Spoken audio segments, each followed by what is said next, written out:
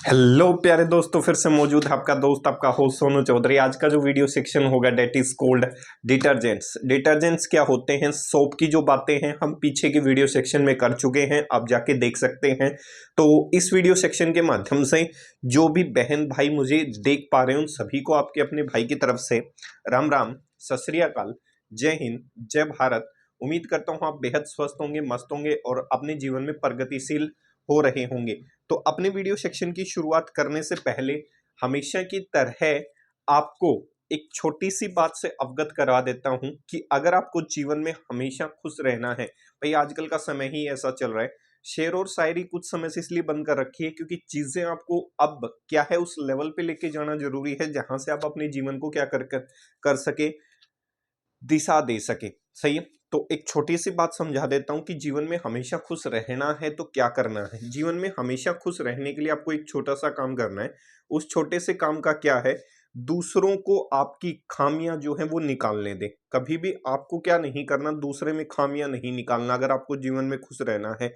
अगर आप चाहते हैं आप हमेशा जीवन में खुश रहें तो दूसरों को आपकी खामियां निकालने दें और आप अपनी खामियों पे लगातार काम करते रहें।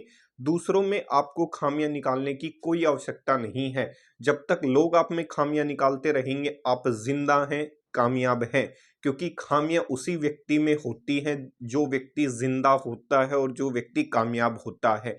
सही है। कर्महीन व्यक्ति के जीवन में किसी भी प्रकार की क्या नहीं होती, कोई किसी भी प्रकार की क्या नहीं होती भाई, कमी नहीं होती। तो आप कह सकते हो तो जब भी जीवन में आप आगे बढ़ेंगे तो आपकी टांग खींचने वाले बहुत से लोग होंगे। सही है। तो इस चीज को हमेशा ध्यान रखना है, जीवन में खुश रहना है तो कभी भी दूसरों की कमियां ना निकालने की बजाय खुद की कमियों पे लगातार क्या करते रहे मेरे भाई, काम करते रहे। तो अपने वीडियो सेक्शन को आगे बढ़ाते हैं जिस मोटिव के लिए हम यहाँ पहुंचे हैं। सही है। तो मोटिव का नाम है डेट इज कोल्ड डिटर्जेंट्स। क्या नाम है मेरे भाई, डिटर्जेंट्स नाम है, ध्यान से देखना है। सोप्स हम पीछे कर चुके हैं, आज बिल्कुल सेपरेट सेक्शन है डेट इज कोल्ड डिटर्जेंट्स, या फिर इन्हें आप क्या कह सकते हो, सिंथेटिक डिटर्जेंट्स। सही है। जब वीडियो शुरू किया था तो आपको बताया था कि सोप जो है वो एक प्रकार का क्या है मेरे भाई, डिटर्जेंट है। सोप एक प्रकार का क्या है मेरे भाई, डिटर्जेंट। आज देखते हैं डिटर्जेंट्स हैं क्या। तो डिटर्जेंट कुछ नहीं है, these are these are usually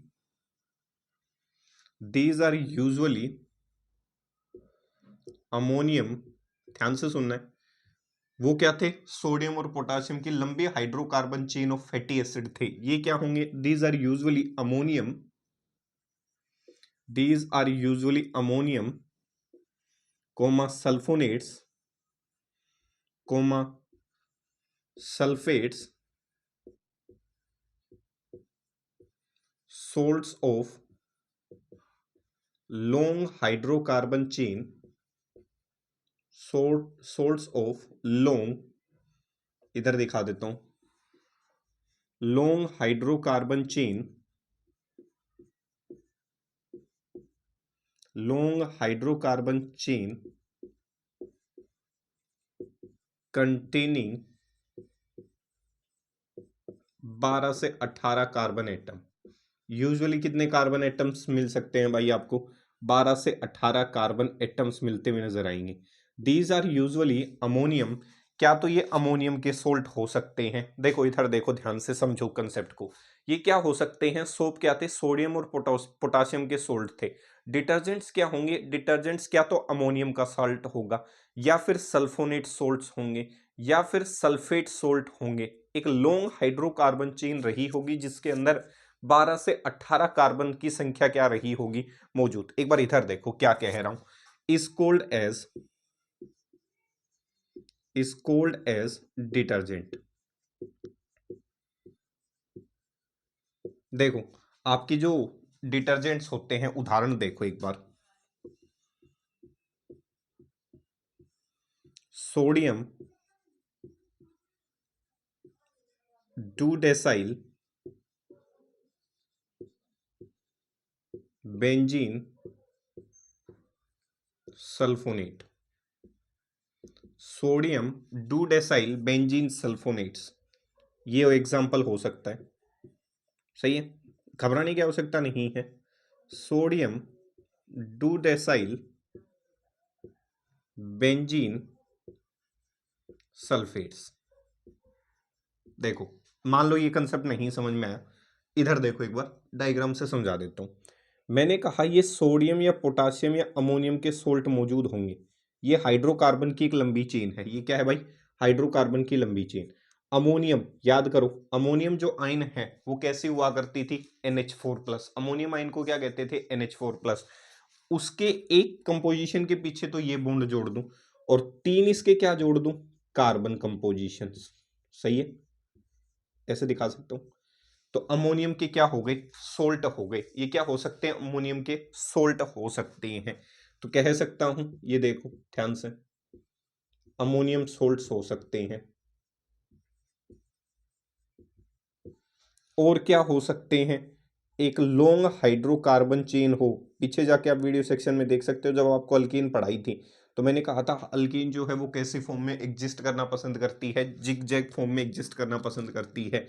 तो सल्फोनेट्स SO3 Na+, तो ये कौन से सोल्ट हो सकते हैं? सल्फोनेट सोल्ट हो सकते हैं।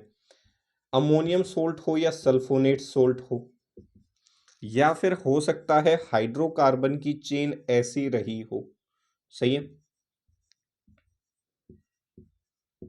ये कौन से सोल्ट हो सकते हैं? सल्फोनेट SO3, सल्फेट क्या होता है? SO4, SO3 ऑक्सीजन 4 हो गए, तो ये क्या हो गए? Sulphate salt. इन सभी को आप क्या कह सकते हैं? डिटर्जेंट्स कह सकते हैं। ये फर्क है। वो क्या थे? सोडियम और पोटासियम की लंबी चेनें मौजूद थी, जिसके अंदर सोडियम के सोल्ट थे और पोटासियम के सोल्ट थे। इसमें क्या होंगे? क्या तो अमोनियम के सोल्ट मौजूद होंगे, या फिर सल्फेट्स के सोल्ट मौजूद होंगे, या फिर किसके सोल्ट मौजूद होंगे? सल्फोनेट के सोल्ट मौजूद होंगे।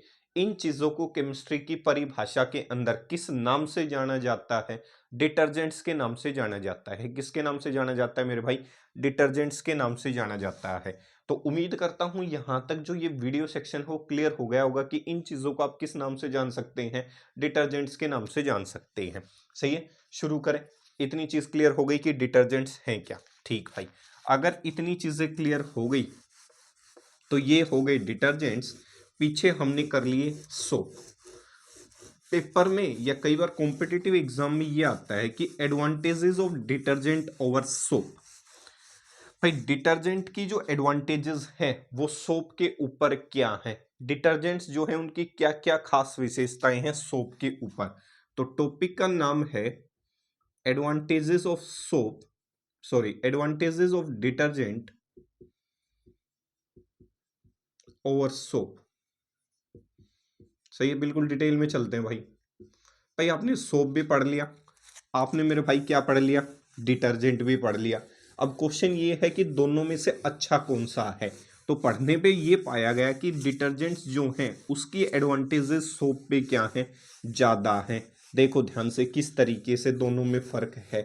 देखो ध्यान से, अगर आपको बात की जाए, आपको दो मीडियम दे दिए जाएं, एक हार्ड वाटर पढ़ा था, एक हमने क्या पढ़ा था? Soft water. हार्ड वाटर के अंदर कैल्शियम और मैग्नीशियम की जो सोल्ट मौजूद थे, क्या तो क्लोराइड के सोल्ट थे या सल्फेट के सोल्ट थे, जिसकी वजह से वाटर के अंदर परमानेंट हार्डनेस क्रिएट हो रही थी।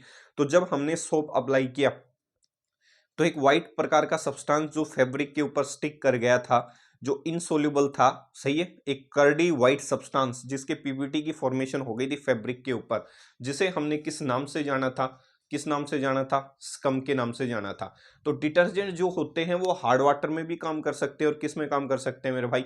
सोप, आपके सॉफ्ट वाटर में भी काम कर सकते हैं। लेकिन जो सोप होते हैं वो सिर्फ एक ही प्रकार के पानी के अंदर काम कर सकते हैं, that is called soft water. तो पहली एडवांटेजेस आप किसके आधार पे कह सकते हो कि डिटर्जेंट जो होते हैं वो सॉफ्ट वाटर और हार्ड वाटर दोनों में काम कर सकते हैं, लेकिन सिर्फ जो सोप है वो कैसे मीडियम में काम कर सकते हैं? हार्ड वाटर के अंदर। और डिटर्जेंट्स कैसे मीडियम में? दोनों मीडियम के अंदर। तो सबसे पहले ये ध्यान रखना है, देखो soaps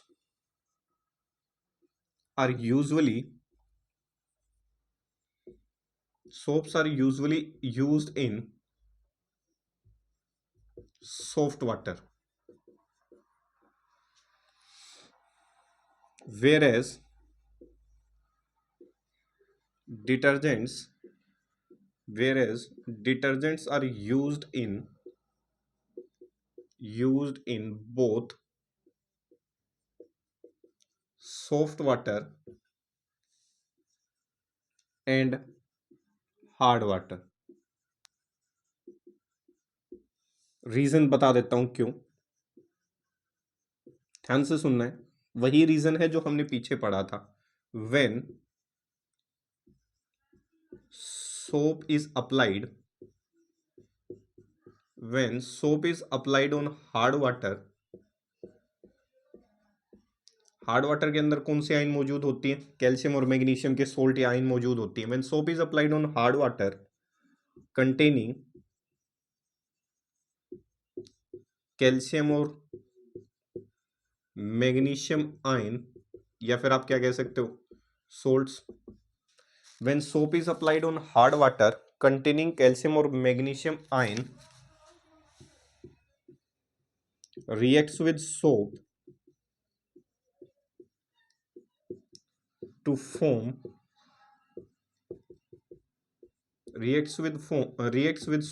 form a insoluble white curdy precipitate, एक व्हाइट कलर का पीपीटी की फॉर्मेशन करेगा। A white curdy precipitate which stick और फैब्रिक, जो किस पे चिपक जाएगा? कपड़े के ऊपर। विच स्टिक ओवर फैब्रिक और क्लोथ, दिस स्टिकी सब्सटेंस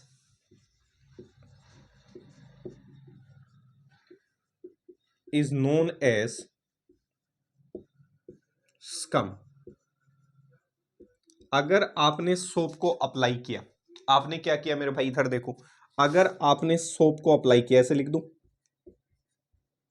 सही है, आपने किसको अप्लाई किया? सोप को। देखो आपको एक कमेंट सेक्शन में मैंने कहा था सोडियम और पोटेशियम की एक लंबी चेन मौजूद होती है, तो आपको ये बताना है कि वॉशिंग सोप कौन सा है और बाथिंग सोप कौन सा है। आपने आंसर नहीं दिया, मैं आंसर कर देता हूं। आपने कहा जी ये जो सोप होता है it is called washing soap. Sodium वाला जो होता है ये कौन सा सोप होता है? वॉशिंग सोप होता है। जैसे ही ये किसके साथ रिएक्ट करेगा? कैल्शियम या मैग्नीशियम आयन, जो किसमें मौजूद है? हार्ड वाटर के अंदर। पीछे भी बताया था, रिएक्शन करके क्या बना लेता है? RCOO whole twice Ca plus यहां से क्या निकल जाती हैं? सोडियम आयंस निकल जाती हैं। ये क्या बना लेता है? स्कम, या फिर क्या बना लेता है? व्हाइट पीपीटी की फॉर्मेशन कर लेता है। सही है। और ये जो व्हाइट पीपीटी है वो किसके ऊपर स्टिक कर जाता है? आपका जो क्लॉथ होता है उसके ऊपर क्या कर जाता है? स्टिक कर जाता है। अगर हम डिटर्जेंट्स की बात करें तो डिटर्जेंट्स में इस प्रकार का किसी भी प्रकार की कोई दिक्कत नहीं है।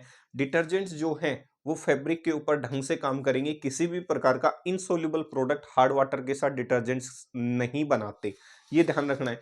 आपकी जो सोप होते हैं वो हार्ड वाटर के साथ एक इनसोल्यूबल प्रोडक्ट बना लेते हैं जिसे स्कम या किसके नाम से जाना जाता है? व्हाइट प्रेसिपिटेट के नाम से जाना जाता है, जो उस सरफेस के ऊपर, कपड़े के ऊपर क्या कर जाता है? स्टिक कर जाता है। लेकिन अगर हम सिंथेटिक डिटर्जेंट्स की बात करें या डिटर्जेंट्स की बात करें, अगर उसे आप हार्ड वाटर पे अप्लाई करते हैं, जैसे आपने हार्ड वाटर कपड़े के ऊपर अप्लाई किया और डिटर्जेंट साथ अप्लाई किया, तो जो डिटर्जेंट होता है वो किसी भी प्रकार का इनसोल्यूबल प्रोडक्ट ना तो कैल्शियम आयन के साथ बनाता, ना किसके साथ? मैग्नीशियम आयन के साथ। जब इनसोल्यूबल प्रोडक्ट बनाएगा ही नहीं तो किस पे स्टिक नहीं होंगे? किस पे स्टिक नहीं होंगे? उस कपड़े की सरफेस पे। और कपड़े की सरफेस पे जब तक चीजें स्टिक नहीं होंगी तो कह सकते हो आप उसकी जो क्लीनिंग पावर है, क्लीनिंग एक्शन है, वो अच्छा खासा रहा होगा। किसके बजाय? किसके बजाय?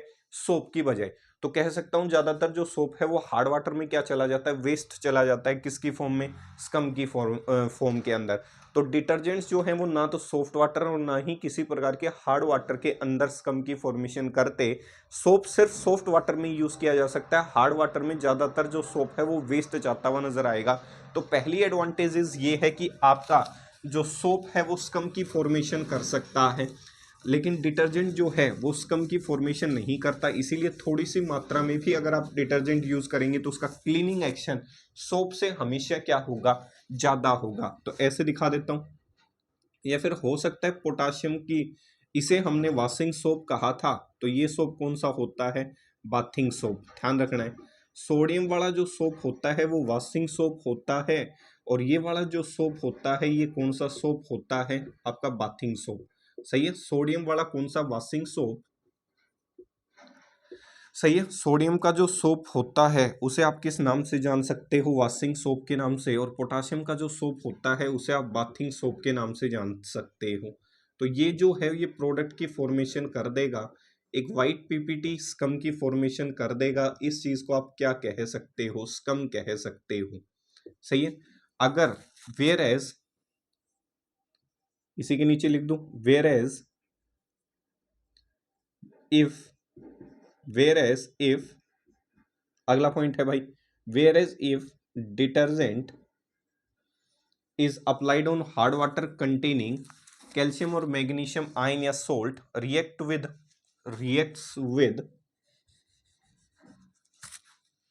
detergents reacts with detergents reacts with detergent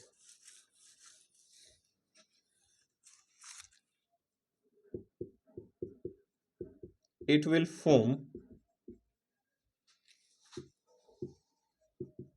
water soluble,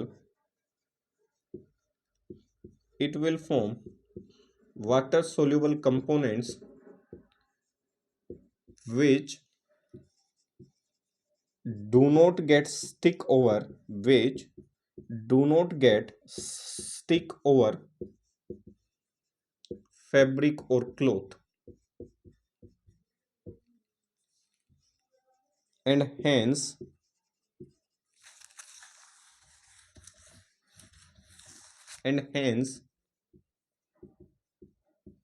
detergents does not get waste in case of hard water, whereas soaps are mostly get wasted or much used in hard water। इस चीज का ध्यान रखना भाई। सही है, आपका जो डिटर्जेंट होता है, आपका क्या जो होता है डिटर्जेंट, आपका जो डिटर्जेंट होता है वो हार्ड वाटर में किसी भी प्रकार का इनसोल्यूबल प्रोडक्ट की फॉर्मेशन नहीं करता, और जब तक किसी भी प्रकार के इनसोल्यूबल प्रोडक्ट की फॉर्मेशन नहीं करेगा तो वो जो इनसोल्यूबल प्रोडक्ट किस में बना था, सोप के अंदर, वो सरफेस पे स्टिक कर गया था। तो डिटर्जेंट में जब इनसोल्यूबल प्रोडक्ट बनेगा ही नहीं तो वो किस पे स्टिक नहीं होगा, किस पे स्टिक नहीं होगा, कपड़े के ऊपर। इसीलिए डिटर्जेंट जो है वो कम मात्रा में यूज होके अच्छा खासा क्लीनिंग एक्शन प्रोड्यूस कर सकता है, किसकी बजाय, सोप की बजाय। क्यों, क्योंकि सोप जो है वो यूज ज्यादा इसलिए होगा क्योंकि अधिकतर जो सोप है वो स्कम की फॉर्मेशन बनाने में ही क्या हो जाता है, खराब हो जाता है। तो क्लीनिंग एक्शन जो है सोप का कम हो जाता है, किसकी बजाय, डिटर्जेंट्स की बजाय। तो इस चीज का थोड़ा सा ध्यान रखना है कि सबसे पहली प्रॉपर्टी ये है कि सोप को सिर्फ आप सॉफ्ट वाटर के अंदर यूज कर सकते हैं, लेकिन आप जो डिटर्जेंट हैं उसे हार्ड वाटर के अंदर यूज कर सकते हैं, और साथ साथ किस में भी यूज कर सकते हैं, सॉफ्ट वाटर के अंदर। सही है, तो soaps are only used in case of soft water medium, whereas detergents are used in both the medium, that is soft water medium and hard water medium. तो उम्मीद करता हूं यहां तक चीजें क्लियर हो गई होंगी कि क्या कहने की कोशिश कर रहा हूं। एक लाइन में कहना चाहूं तो ये है कि सोप हार्ड वाटर में कम बनाता है, इसीलिए यूज ज्यादा हो रहा है। सही है, और आपका जो क्लीनिंग एक्शन है, क्लीनिंग पावर है, वो क्या है, कम।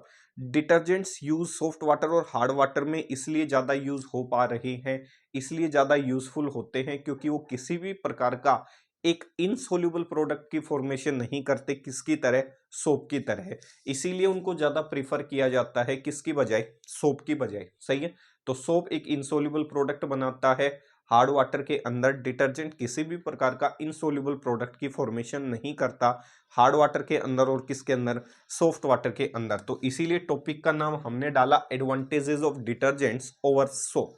यहां तक उम्मीद करता हूं पहला जो पॉइंट है वो क्लियर हो गया होगा कि मैं क्या कहने की कोशिश कर रहा हूं। सही है, इतनी चीज क्लियर हुई भाई। यहां तक चीजें क्लियर हो जानी चाहिए। चीजें समझ में नहीं आती हैं तो आपको कमेंट सेक्शन में बताना है, ताकि हम अपनी स्किल को धीरे धीरे धीरे धीरे इंप्रूव कर सकें मेरे भाई। सही है, चलते हैं पॉइंट नंबर 2 की तरफ। सही है, थ्योरी को देख के नहीं घबराना, सिर्फ कंसेप्ट को समझना है कि सोप जो है वो हार्ड वाटर में स्कम बनाता है, डिटर्जेंट स्कम नहीं बनाता, इसीलिए डिटर्जेंट्स की प्रेफरेंस सोप के ऊपर ज़्यादा होती है। सही है, पॉइंट नंबर 2। दूसरा जो पॉइंट है वो क्या कहता है? दूसरा पॉइंट कहता है कि डिटर्जेंट्स जो हैं उसे आप एसिडिक मीडियम में भी यूज कर सकते हैं। Detergents are also used in detergents are also used in acidic medium, whereas soap does not। सही है, आपके जो डिटर्जेंट्स हैं वो एसिडिक मीडियम में क्या किए जा सकते हैं? यूज किए जा सकते हैं। सही है, क्या किए जा सकते हैं? यूज किए जा सकते हैं। देखो एक छोटी सी बात वैसे ही ध्यान आई है। देखो टॉपिक को समझते रहना है, इतना टेंशन नहीं लेना। देखो आजकल क्या कर रहे हो, साइंस को रटने की कोशिश कर रहे हो। किसी भी चीज़ को रटना नहीं है। साइंस एक ऐसा सब्जेक्ट है जो आपको अपनी भाषा में लिखना है। उस चीज़ को आप क्या कह सकते हो? साइंस कह सकते हो। धीरे धीरे चीज़ें सीखी जाती हैं, एक दिन में कोई भी अर्जुन नहीं होता। ये चीज़ हमेशा ध्यान रखना, ठीक है? ये मेरे थोड़े अपने पर्सनल ओपिनियन में आपके साथ शेयर कर रहा हूँ, क्योंकि जब मैं भी किसी बेहतरीन शानदार अध्यापक को देखना हूँ तो अंदर से इंटेंशन ये होता है कि काश हम भी उन जैसे अच्छे और बड़े अध्यापक बन पाएं। सही है, अभी तो विद्यार्थी हैं और अध्यापक बनने में तो अभी बहुत लंबा समय है मेरे भाई। अध्यापक वो होता है जिसे हर चीज़ की क्या हो, नॉलेज हो। तो अभी तो विद्यार्थी हैं, तो उनको देखता हूँ तो मुझे भी बड़ा अच्छा लगता है कि कभी अपना भी समय ऐसा आएगा। तो जो मेरे टीचर हैं हमेशा एक ही सलाह देते हैं कि समय के अनुसार चीज़ें रिकॉल होंगी, रिमेम्बराइज होंगी। कुछ एक चीज़ें एक्सपीरियंस से आती हैं, कुछ एक चीज़ें समय गुजरने से आती हैं, कुछ एक चीज़ें प्रैक्टिस करने से आती हैं। तो टेंशन लेने की आवश्यकता नहीं है कि ये सारी थ्योरी रटनी है। रटनी नहीं है, चीज़ें सिर्फ समझनी है। अगर चीज़ें समझ आ गई तो चीज़ें बड़ी आसान हो जाएंगी। केमिस्ट्री का हवा बना रखा है, इतनी हार्ड केमिस्ट्री है नहीं। हाँ, केमिस्ट्री की एक कहावत जरूर है, वो आपको मैं जरूर सुनाना चाहूँगा। केमिस्ट्री बेवफा है, ध्यान से सुनना है।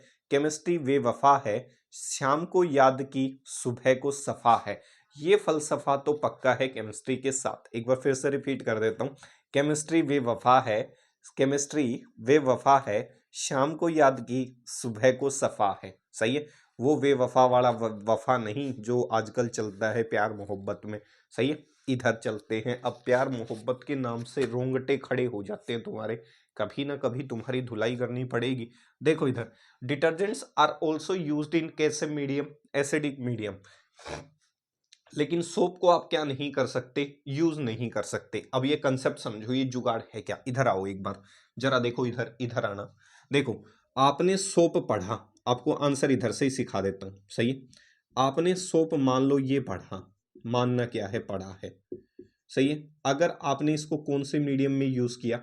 एसिडिक मीडियम में। H+ का मतलब क्या है? Acidic medium. कंसेप्ट सिखा रहा हूं ताकि मैं जो थ्योरी कहूंगा, मैं इन 4 लाइनों के आधार पे ही लंबी चौड़ी थ्योरी आपके सामने पेश करता हुआ नजर आऊंगा। देखो सोडियम यहां से निकल जाए, H+ इसके साथ जुड़ जाए, कह सकता हूं +Na+। कंसेप्ट को समझना है। इसको क्या कहते हैं? फैटी एसिड कहते हैं मेरे भाई, या फिर कार्बोक्सिलिक एसिड कह सकता हूं। समझो कंसेप्ट को। आपकी जो ये फैटी एसिड या कार्बोक्सिलिक एसिड होती है, क्या होती है? फैटी एसिड या कार्बोक्सिलिक एसिड होती है। वो कंपोजिशन जो है वो पानी में इंसोल्यूबल होती है। ये क्या होती है? इंसोल्यूबल।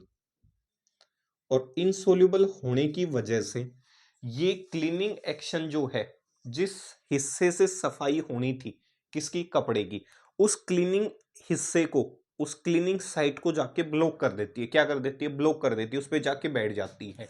एक इनसोल्यूबल प्रोडक्ट जिसे फैटी एसिड के नाम से जाना जाता था। जिस हिस्से से वो सफाई करने वाला था उसी को कार्बोक्सिलिक एसिड में कन्वर्ट करवा के ब्लॉक कर दिया, रास्ता क्या कर दिया, बंद। जिस हिस्से से बंद कर दिया हिस्से को, जिससे सफाई होने वाली थी उसी हिस्से को इसने क्या कर दिया, बंद। हम मैकेनिज्म पढ़ेंगे कि किस तरीके से आपका सोप सफाई करता है, उस समय ये चीजें क्लियर हो जाएंगी कि मैं क्या कह रहा हूँ। उस हिस्से को उसने जाके ब्लॉक कर दिया। ब्लॉक करने की वजह से आप क्या कहोगे, क्लीनिंग एक्शन जो है सोप का क्या कर जाएगा, घट जाएगा। वहीं अगर मैं बात करूं डिटर्जेंट की, किसकी बात करूं, डिटर्जेंट की। ध्यान से देखो, डिटर्जेंट, कोई भी डिटर्जेंट उठा लेता हूं ऐसे, अभी अभी आपको दिखाया था, सही है। सल्फोनेट दिखा देता हूं, SO3 नेगेटिव Na+। अगर इसको आपने कैसे मीडियम में यूज किया, एसिडिक मीडियम में, तो ये सॉल्यूशन में क्या बना लेता है, इधर देखो, SO3H बना लेता है, और इसे क्या कहा जाता है, सल्फोनिक एसिड। कैसी एसिड्स बना सकता है, फ्री सल्फोनिक एसिड्स बना सकता है, फ्री सल्फोनिक एसिड। और जो पानी में क्या होती है, सोल्यूबल होती है, सोल्यूबल इन वाटर। और सोल्यूबल होने की वजह से जिस हिस्से से, जिस साइड से डिटर्जेंट सफाई करेगा वो हिस्सा क्या नहीं होगा, ब्लॉक नहीं होगा। सोप के अंदर ये प्रोडक्ट बन गया कार्बोक्सिलिक एसिड का, जो पानी में सोल्यूबल नहीं है। और पानी में सोल्यूबल नहीं होने की वजह से सोप की जिस हिस्से से क्या करना था, सोप को हमला करना था, सोप के मैकेनिज्म को हमला करना था सफाई करने के लिए कपड़े की, अब वो हिस्सा तो क्या हो गया, ब्लॉक हो गया। और ब्लॉक होने की वजह से सफाई नहीं कर पाएगा। लेकिन डिटर्जेंट्स में क्या है, उसने एसिडिक मीडियम में एक फ्री सल्फोनिक एसिड ग्रुप बना लिया जो पानी में क्या है, सोल्यूबल। और पानी में सोल्यूबल होने की वजह से वो जो साइट है, जिस साइड से, जिस हिस्से से, जिस तरफ से वो कपड़े के साथ जुड़ के क्या करेगा, सफाई करेगा, वो हिस्सा अभी भी कैसा है, फ्री है। सोप में वो हिस्सा ब्लॉक हो गया, इसमें वो हिस्सा कैसा है, फ्री। और फ्री होने की वजह से डिटर्जेंट्स आसानी से एसिडिक मीडियम में भी कपड़े की क्या करवा सकते हैं, सफाई करवा सकते हैं। ये छोटी सी बात है जिसे मैं इंग्लिश में लिखने वाला हूं। तो इसमें फ्री सल्फोनिक एसिड बनने की वजह से उसकी जो साइट है वो ब्लॉक नहीं हुई, इसीलिए क्लीनिंग एक्शन, क्लीनिंग पावर अच्छी खासी क्या रही, ज्यादा।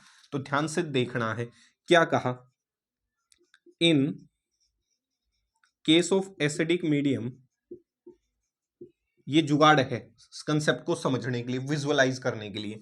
इन case of acidic medium, in case of acidic medium, soap will form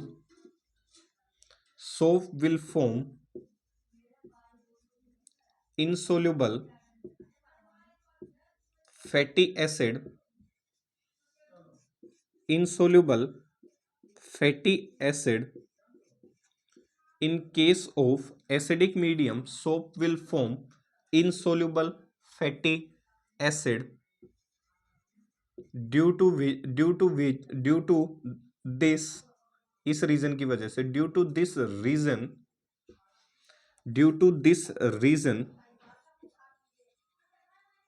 cleaning site due to this reason cleaning site of soap get blocked, due to, इस reason की वजह से, सही है। जो ये फैटी एसिड होती है पानी में इनसोल्यूबल होती है, और इस इनसोल्यूबल फैटी एसिड के बनने की वजह से जहां से सोप को क्या करना था, सफाई करनी थी, जिस साइड को जुड़कर कपड़े की क्या करनी थी, सफाई करनी थी, वो ऑलरेडी क्या हो चुकी, block. Due to this reason cleaning site of soap get blocked and hence it will decreases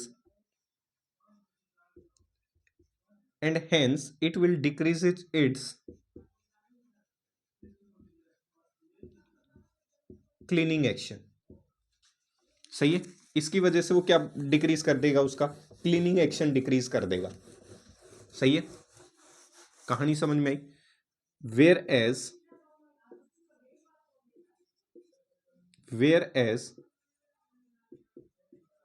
in case of detergent, whereas in case of detergent in acidic medium, whereas in case of detergent in acidic medium,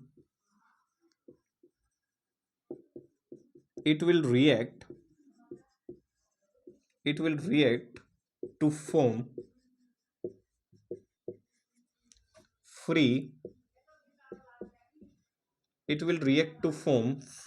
sulfonic acid group which is soluble in water, जो पानी में क्या होगा, soluble, which is soluble in water। इसकी वजह से क्या होगा, ड्यू टू दिस रीजन, इस कारण की वजह से, due to this reason cleaning site of detergent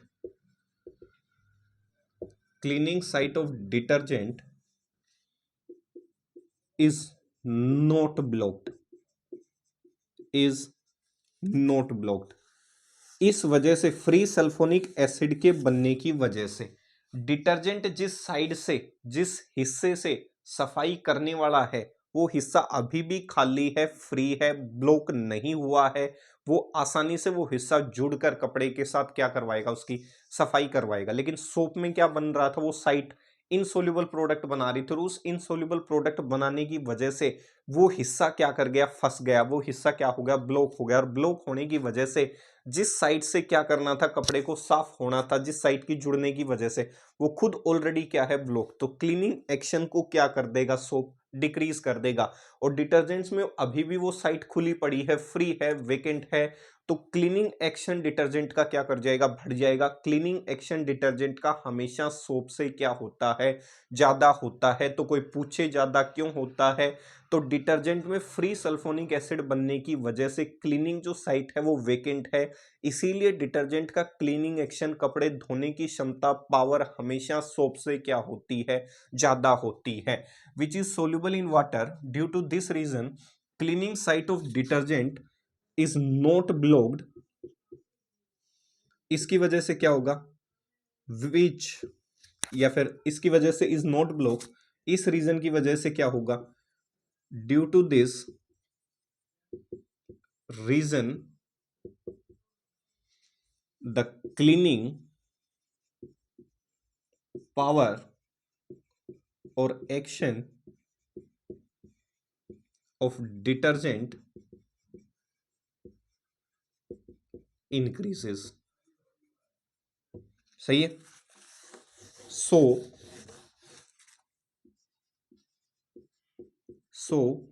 it is observe that, ये देखा गया है, so it is observe that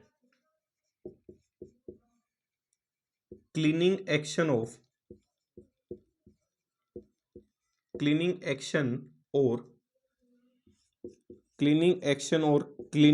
power of detergents is much more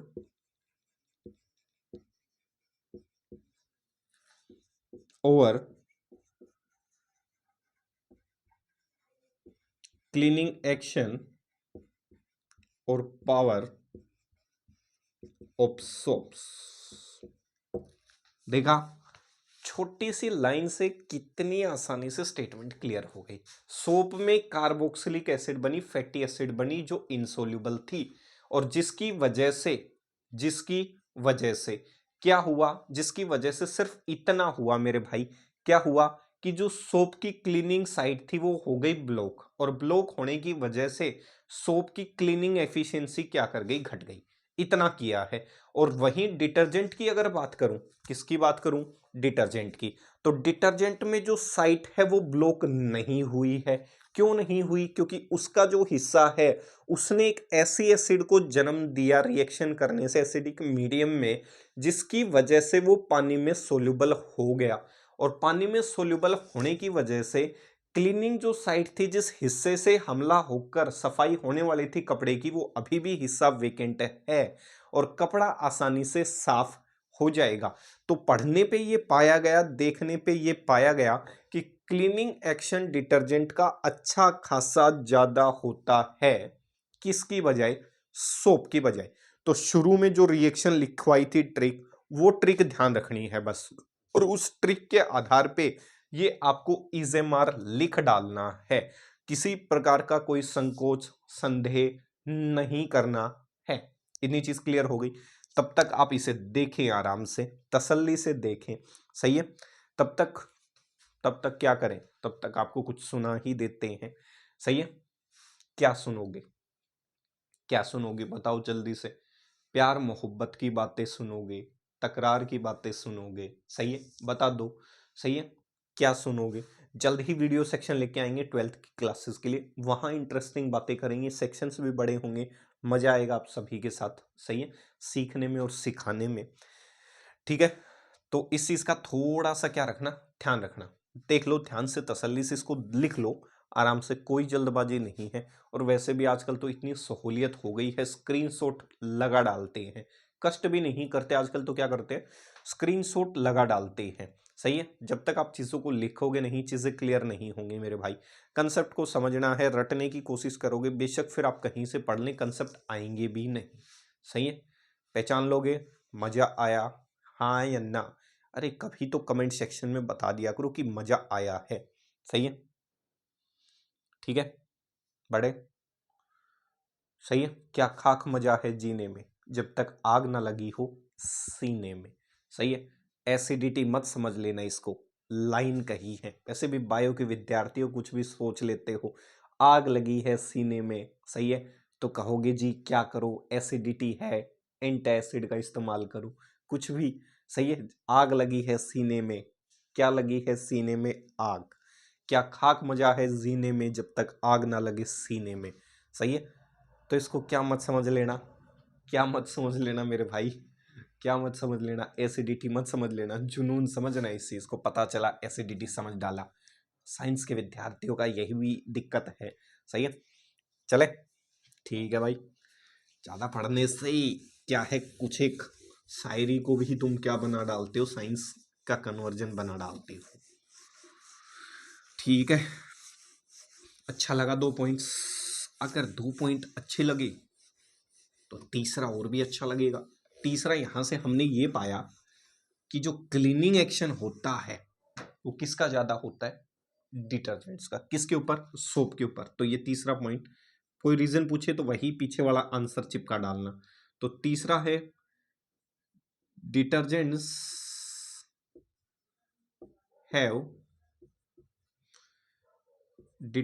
have high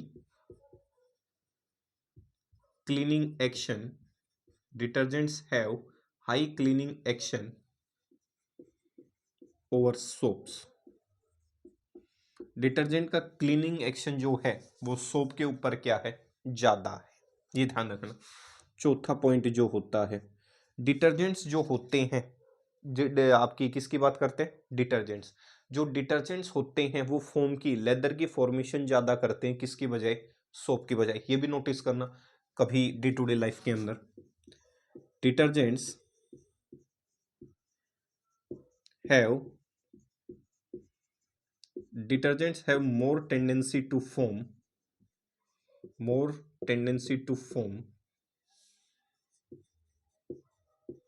leather or foam both in soft water and hard water over soap। Soap सिर्फ leather बनाता है, soap foam leather और foam इन soft water. Soap जो है, foam, scum और PPT in hard water. ये छोटी सी कहानी है, सही है। डिटर्जेंट्स जो होते हैं उनका क्लीनिंग एक्शन, क्लीनिंग पावर ज़्यादा होती है, और ये ज़्यादा होने की वजह से डिटर्जेंट जो है होते हैं वो क्या ज़्यादा बना सकते हैं, फोम लेदर ज़्यादा बना सकते हैं, झाग ज़्यादा बना सकते हैं, किसकी बजाय, सोप की बजाय। एक तो क्लीनिंग एक्शन ज़्यादा है, एसिडिक मीडियम में काम कर रहा है, इनसोल्युबल प्रोडक्ट की फॉर्मेशन नहीं कर रहा, तो भाई मोटी मोटी बात ये है, हर चीज़ ज़्यादा है, इसीलिए वो क्या बनाएगा, झाग की फॉर्मेशन भी क्या करेगा, ज़्यादा। सोप जो है वो झाग कौन से मीडियम में बना सकता है, सिर्फ सॉफ्ट वाटर मीडियम में बना सकता है। हार्ड वाटर मीडियम में तो सिर्फ किसकी फॉर्मेशन करेगा, स्कम या पीवीटी की क्या करता हुआ नजर आएगा, फॉर्मेशन करता हुआ नजर आएगा। सही है, इतनी चीज क्लियर हो गई। डिटर्जेंट्स का क्लीनिंग एक्शन ज्यादा होता है सोप की बजाय। सही है, पढ़ेंगे क्यों ज्यादा होता है, क्योंकि डिटर्जेंट्स जो होते हैं सोप की बजाय सरफेस टेंशन, हिंदी में कहा जाता है पृष्ठ तनाव, इंग्लिश में कहा जाता है सरफेस टेंशन। सरफेस पे जो टेंशन है वो बढ़ा देता है, वाटर की सरफेस टेंशन, सॉरी बढ़ाना नहीं घटा देता है, वाटर की सरफेस टेंशन को क्या कर देता है, डिटर्जेंट ज्यादा घटा देता है। और जितनी सरफेस को घटा दिया जाएगा उतनी ही ज्यादा पकड़ क्या करेगा, सरफेस कम हो गया। मान लेता हूं ये कपड़ा है, इसकी वाटर इसके चारों तरफ लगा हुआ है, सही, वाटर के मॉलिक्यूल, अगर वाटर मॉलिक्यूल के सरफेस टेंशन को घटा दिया तो डिटर्जेंट जो है उसकी क्लीनिंग पावर जो है वो बढ़ जाती है, और गंदगी उस कपड़े से, उस धब्बे से उतनी ही जल्दी क्या करने की कोशिश करेगा, निकालने की कोशिश करेगा। कोई पूछे एक्शन ज्यादा क्यों है, तो आपको सिर्फ इतना कहना है, डिटर्जेंट जो है वो सरफेस टेंशन ऑफ वाटर को क्या कर देते हैं, घटा देते हैं। किसकी बजाय, ज्यादा घटा देते हैं, सोप की बजाय। तो सरफेस टेंशन ऑफ वाटर घटने की वजह से अच्छी खासी क्लीनिंग पावर देता है कौन, डिटर्जेंट। आपने वो तो सुना ही होगा, क्या सुना होगा, वॉशिंग पाउडर निरमा, सुना होगा ना, ठीक है। दूध सी सफेदी कपड़ों में आए, सही है, सबकी पसंद Nirma, washing powder Nirma, add देखी होगी। अरे क्या क्या करना पड़ रहा है तुम्हारे लिए चीज़ों को याद रखवाने के लिए। सही है, इतनी चीज़ क्लियर हो गई। वॉशिंग पाउडर निरमा, 3 लड़कियां आती थी बड़ी सुंदर सी, सही है। कभी देखा करो इन चीज़ों को, पता नहीं क्या ही देखते रहते हो। सही है, तो यहाँ तक उम्मीद करता हूँ आज तो एडवर्टाइजमेंट भी कर दी है भाई हमने कंपनी की। सही है, वॉशिंग पाउडर निरमा, घड़ी आता है, अलग अलग प्रकार की चीज़ें आती है, सर्फ एक्सेल, अलग अलग प्रकार की। तो वॉशिंग पाउडर निरमा आता है, उसके सहायता से आप याद रख सकते हो किसको, डिटर्जेंट्स के एक्शन को। सही है, तो इन एक्शन के आधार पे आप आसानी से कह सकते हो कि इनके आधार पे डिटर्जेंट्स की ज़्यादा एडवांटेजेस हैं किसकी बजाय, सोप की बजाय। सही है, अब इन चीज़ों को एक बार सम अप कर देता हूँ आपके लिए एक जगह, कि सोप क्या है और डिटर्जेंट्स क्या हैं, सोप वर्सेस डिटर्जेंट्स।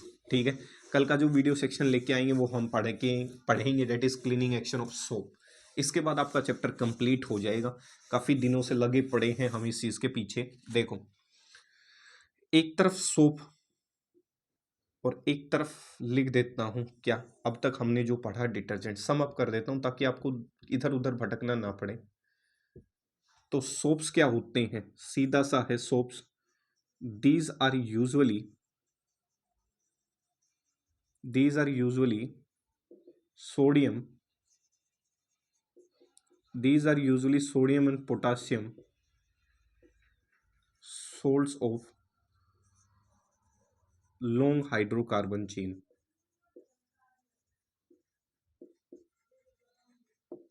ये पढ़े थे हमने, RCONA RCOK। इसको हमने सोडियम को वॉशिंग सोप कहा था, और इस सोप को कौन सा कहा था, पोटाशियम को बाथिंग सोप। ये क्या थे, these are usually ammonium sulfate and sulfonate salt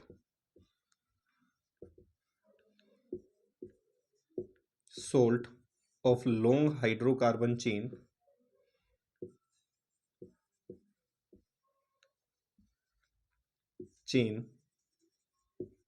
containing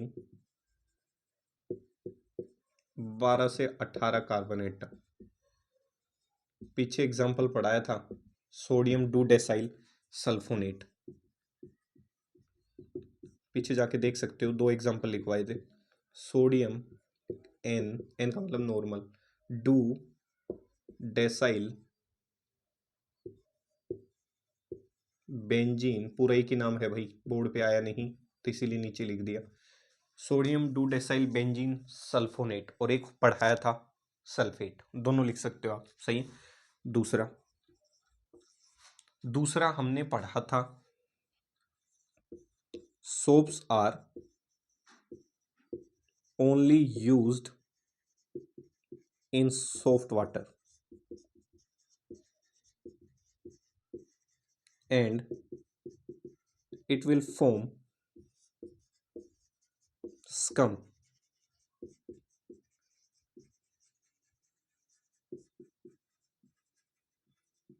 in hard water.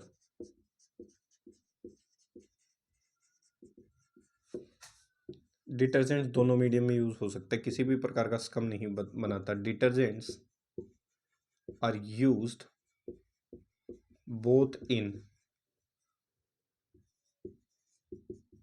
Soft water and hard water medium.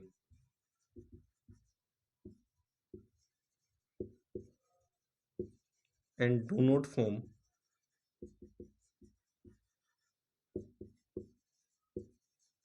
insoluble product named as scum. सही, इस चीज का ध्यान रखना. सोप्स किस में यूज नहीं किए जा सकते? Soaps does not works in acidic medium. Differences भी हो गए भाई. Detergents are used in acidic medium. सही, इतनी चीज क्लियर हो गई. इस चीज का ध्यान रखना. डिटर्जेंट जो है वो एसिडिक मीडियम में भी क्या किए जा सकते हैं? यूज. चौथा, क्लीनिंग पावर या क्लीनिंग एक्शन सोप की कम होती है डिटर्जेंट की बजाय. क्लीनिंग एक्शन ऑफ सोप, काम की चीजें निकाल निकाल के बता दी हैं भाई. Cleaning action of soap is less as compare to detergents. Cleaning action of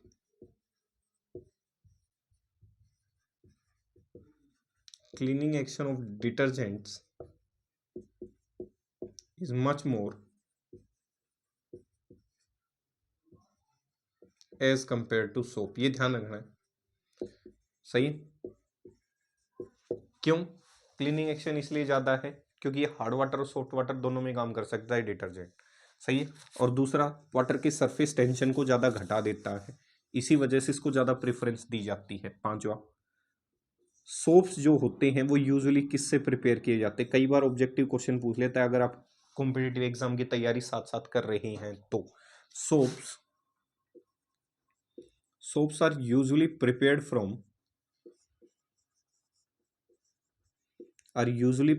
from important है. सोप को आप किससे प्रिपेयर कर सकते हैं? फ्रॉम एनिमल फैट, एनिमल जो फैट होता है, एंड वेजिटेबल ऑयल. सोप को आप एनिमल फैट से प्रिपेयर कर सकते हैं या फिर किससे प्रिपेयर कर सकते हैं? वेजिटेबल ऑयल से प्रिपेयर कर सकते हैं. खास बात ये है, सोप को आप किससे प्रिपेयर कर सकते हैं? एनिमल फैट से या वेजिटेबल ऑयल से आप आसानी से क्या कर सकते हैं? प्रिपेयर कर सकते हैं. जब सोप के इतिहास के बारे में पढ़ेंगे तो वहां से आपको ये लाइनें मिलती हुई नजर आएंगी कि पुराने समय में ये माना जाता था कि जो सोप है वो यूजुअली किससे ऑब्टेन हो सकता है? एनिमल जो फैट होता है, सही है, जो वसा होती है, एनिमल फैट जो होता है, उससे आप ऑब्टेन करवा सकते हो. या फिर वेजिटेबल ऑयल से भी आप यूजुअली किसकी प्रिपरेशन कर सकते थे? एंशिएंट समय के अनुसार सोप की प्रिपरेशन कर सकते थे. अब क्वेश्चन ये, अगर सोप ऐसे बन सकता है तो डिटर्जेंट भी कैसे बना होगा? ये क्वेश्चन और आ जाता है. तो detergents are usually prepared from hydrocarbons. किससे? Detergents are usually prepared from hydrocarbons. और कौन से हाइड्रोकार्बन? जो हमें पेट्रोलियम से ऑब्टेन होते हैं. Hydrocarbons obtained from petroleum. ये ध्यान रखना है.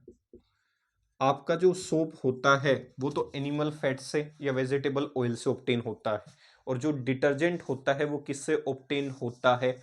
हाइड्रोकार्बन चेन से ऑब्टेन होता है। कौन सी हाइड्रोकार्बन चेन? जो हाइड्रोकार्बन चेन हमें पेट्रोलियम को एक्सट्रैक्ट करते हुए मिलती है, तो उस चेन से, उस चीज से हम किसको एक्सट्रैक्ट करवा सकते हैं?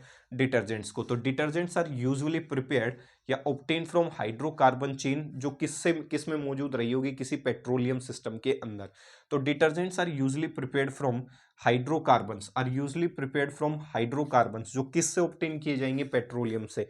तो किसी भी प्रकार के पेट्रोलियम कंपोनेंट से जो हाइड्रोकार्बन ऑब्टेन होते हैं, उन्हीं की सहायता से हम किसका निर्माण कर सकते हैं? डिटर्जेंट्स का। तो इस चीज का ध्यान रखना है। Soaps are usually prepared from animal fat और vegetable oils. Detergents are usually prepared from hydrocarbon chain obtained from petroleum, hydrocarbon chain obtained from petroleum. छठा, सोप्स जो होते हैं, ये भी इंपॉर्टेंट है बायो के दृष्टिकोण से। Soaps are 100% biodegradable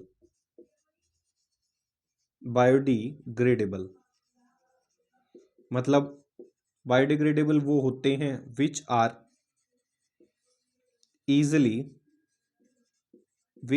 easily decomposed by action of microorganism।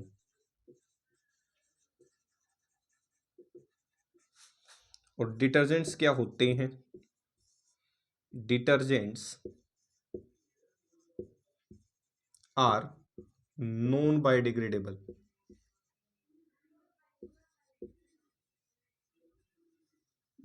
Biodegradable in nature. क्यों? बिकॉज दे कंटेन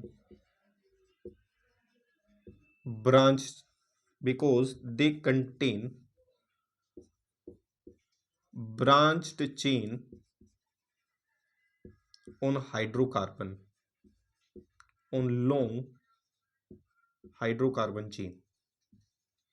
भाई ये जो है सोप जो होता है, उसके अंदर किसी भी प्रकार की ब्रांचिंग नहीं होती। एक लंबी चेन बताई थी आपको, उसमें किसी भी प्रकार की ब्रांचिंग नहीं होती। लेकिन जो डिटर्जेंट्स होते हैं, उसमें क्या आ जाती है? जगह जगह क्या आ जाती है? ब्रांचिंग आ जाती है। जगह जगह क्या पहुंच जाती है इसमें?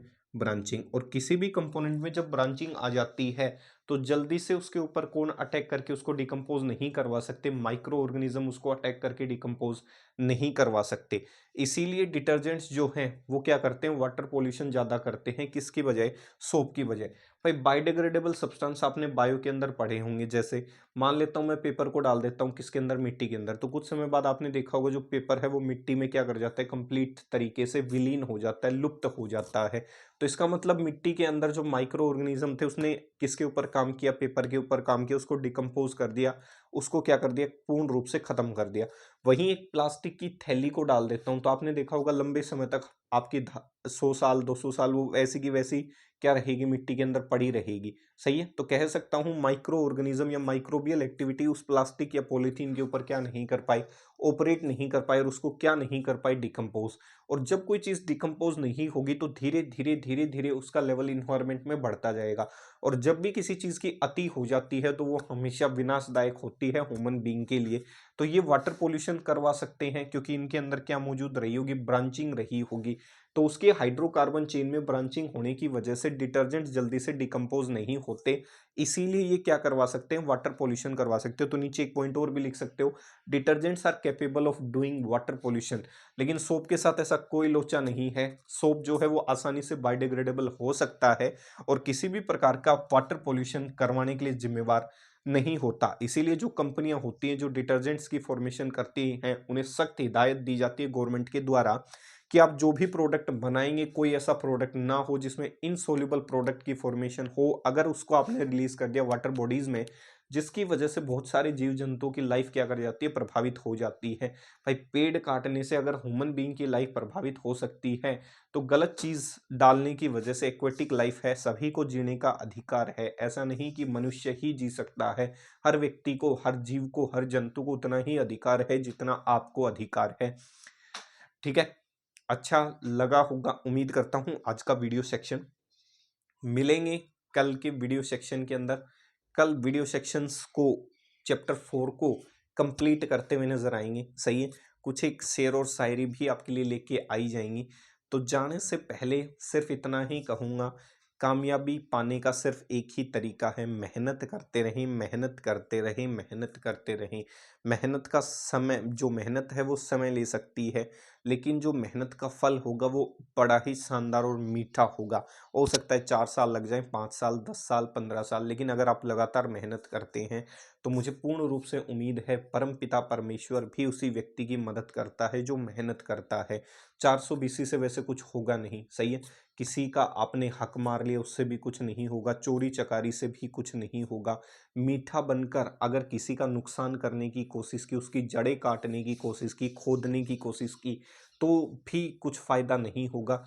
क्योंकि मैं स्ट्रांगली बिलीव करता हूँ न्यूटन्स थर्ड नियम, every action and reactions are equal and opposite. If you do the bad you will get the bad. सही है, if you do the respect you will get the respect. सही है, तो आज नहीं तो कल मेहनत से रिस्पेक्ट बनती है भाई। सही है, रुसूख रुतबे से रिस्पेक्ट नहीं बनती, ना ही रिस्पेक्ट खरीदी जाती है। तो न्यूटन के तीसरे नियम को क्लास ले रहे हो तो सिर्फ इतना ही कहूँगा, आप भी इम्प्लीमेंट करें। सही है, if you do the bad you will get definitely a bad thing. सही है, if you do the good then you definitely get the best.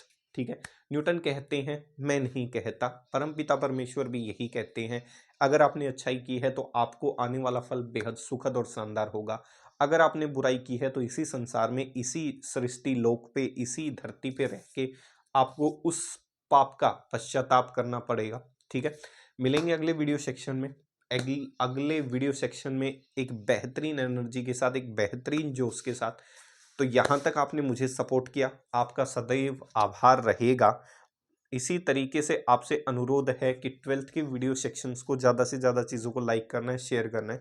अगर कंटेंट में कोई कमी है तो आप मुझे बता सकते हैं, आपका भाई लगातार उस चीज़ पे मेहनत करता हुआ नजर आएगा। ठीक है, चलते हैं, अपने वीडियो सेक्शन को विराम देते हैं। आप भी अपना काम करें, खुशी खुशी अपने कार्य को प्रगतिशील बनाते रहें। ठीक है, कार्य करने के 2 तरीके होते, क्या तो उस कार्य को हंस हंस कर ले जब कार्य करना ही है, या फिर रो रो कर लो। तो भाई मानना ये है मेरा, जब आपको पढ़ना है और मुझे पढ़ाना है तो क्यों ना दोनों हंस मिलकर चीज़ों को आगे चलाते हुए नजर आए। ठीक है, मिलेंगे फिर एक जर्नल टॉक के साथ, जल्द ही एक जर्नल टॉक भी लेके आएंगे आपके लिए।